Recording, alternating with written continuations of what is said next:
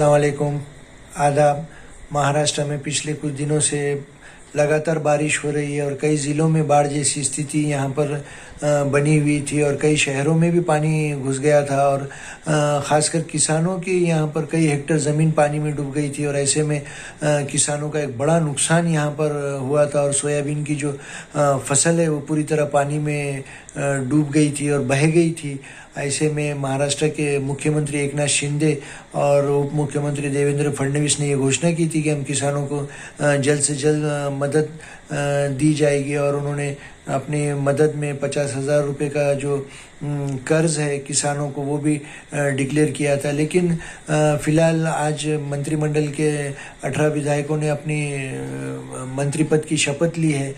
लेकिन फ़िलहाल कृषि मंत्री का जो पद है यहाँ पर अभी बहाल नहीं किया गया है और ऐसे में जो माजी कृषि मंत्री है दादा भूसे उन्हीं को कृषि मंत्री पद दिए जाने की संभावना यहाँ पर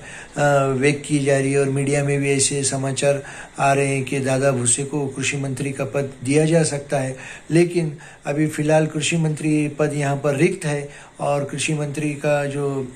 पद है अभी किसी भी मंत्री को यहाँ पर नहीं दिया गया है और आज मंत्रिमंडल के विस्तार में मंत्रियों को शपथ दिलाई गई है। कैबिनेट मिनिस्टर्स को यहाँ पर शपथ दिलाई है और 1-2 दिन में उनको उनका पद भी यहाँ पर बहाल किया जाएगा। लेकिन महाराष्ट्र में किसान एक ऐसा वर्ग है जो हमारे देश की रीढ़ की हड्डी माना जाता है, लेकिन किसानों पर जब संकट आता है तो उन्हें कोई ख़ास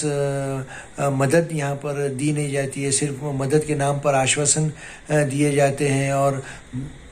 उनमन ये देखा जाता है कि किसानों का जो यहाँ पर पंचनामे होते हैं वो भी काफ़ी देर से होते हैं और पंचनामों की जो प्रक्रिया है वो काफ़ी जटिल बनाई जाती है और उनको आर्थिक मदद के नाम पर कई दिन लग जाते हैं। लेकिन ऐसे में महाराष्ट्र के कई ज़िलों के किसान काफ़ी परेशान हैं, चिंतित है और वो उनकी जो फसल यहाँ पर पूरी तरह बह गई है और बर्बाद हो गई है। उनके पास बीज लेने के तक के लिए पैसा नहीं है और किसानों का जो पूरा दारोमदार है, उनके जो परिवार का जो खर्च है वो पूरा फसलों पर ही डिपेंड रहता है। तो ऐसे में मुख्यमंत्री एकनाथ शिंदे और उप मुख्यमंत्री देवेंद्र फडणवीस ने जल्द से जल्द